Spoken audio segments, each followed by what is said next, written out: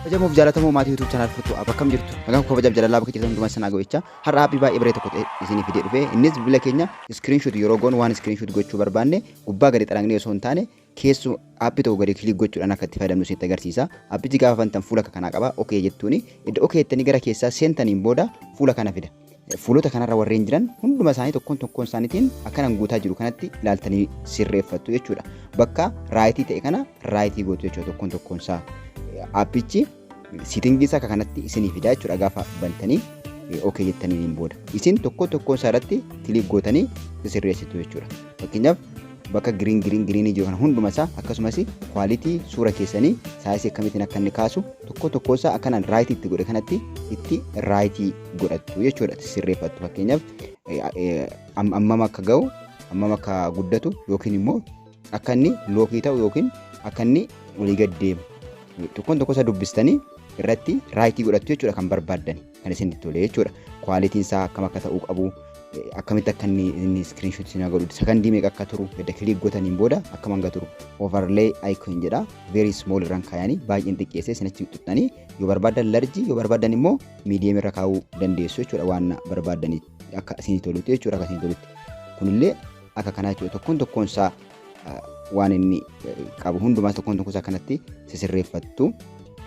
Long press kan jedhu jira no action akka inni olii gadi sochoonu yookiin bilbila keenyaaf osoo sochoonu akka inni screenshot hin goone fi no action irraan kaa'ee jira.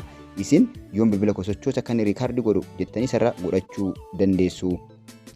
Show folder jalatti seefii godhu akka agarsiisu tokkoon isaa akkuma kanatti jira jechuudhaan waan barbaachisu duwwaan irrattan godhadhe malee isin waan isin barbaachisu ilaaltanii gochuu dandeessu jechuudha. Tokkoon isaa irratti ilaaltanii ofii keessanii jechuudha waan isin barbaachisu.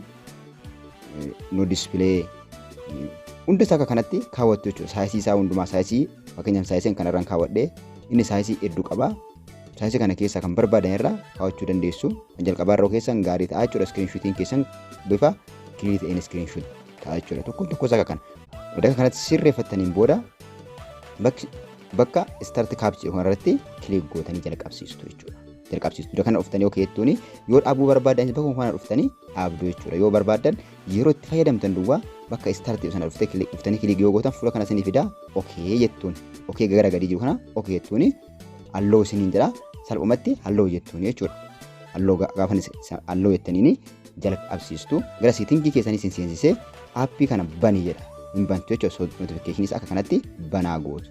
Green gootu jechuudha. Aappii jedhatanii screenshot tachi bakka jiru sana dhaxxanii banaa taasistanii gara duubaa deebitu jechuudha. Gara duubaa gaafa deebitan start now isin jedha start jettuun. Start jettuuni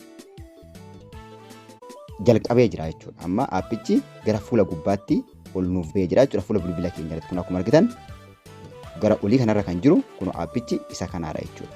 Achi bakka garaagaraatti seessuu dandeessu. Yoo barbaadan isuma gadi tuttanii settingii seentanii icon isaa jijjiiruu dandeessu jechuudha. Kan barbaade fakkeenyaaf kan barbaade irra kaa'uu dandeessu jechuudha.